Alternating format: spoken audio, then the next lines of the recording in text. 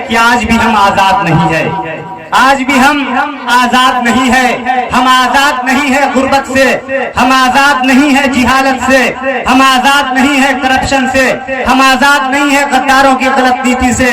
तो बताओ मेरे भाई, ये कैसी आजादी है? क्या इसी आजादी के लिए हमारे पूर्वजों ने, हमारे महापुरुषों ने, हमारे देश के स्वतंत्रता सेनानियों ने अपनी जान की कुर्बानी दी, अपने खून का बलिदान दिया?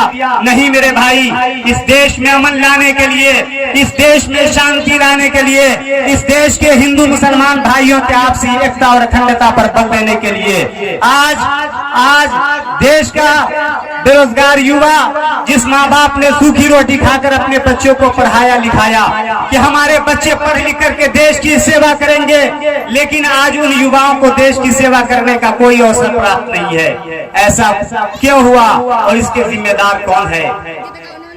इसके जिम्मेदार कौन है? इसलिए साथियों, हम सबों को समझने की जरूरत है कि कोई व्यक्ति आपका अधिकार छीनता है तो इसलिए छीनता है क्योंकि आप है, और जिस दिन आप अपने अधिकारों को जान जाएंगे, याद रखिए, उस दिन आप अपनी लड़ाई लड़ करके आप अपनी संवैधानिक अधिकार को छीनेंगे। उसके लिए सबसे अहम चीज यह है कि आपको शिक्षित बनना पड़ेगा, आपको शिक्षित बनना पड़ेगा।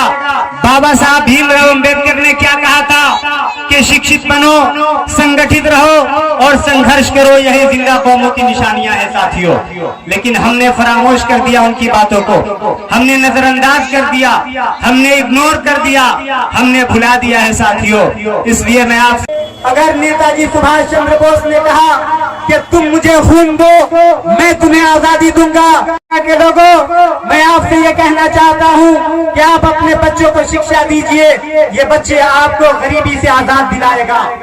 आप अपने बच्चों को तालीम दीजिए, ये बच्चे आपको गुर्बत से निजात दिलाएगा, आपके सफों से गुर्बत का सफाया करेगा।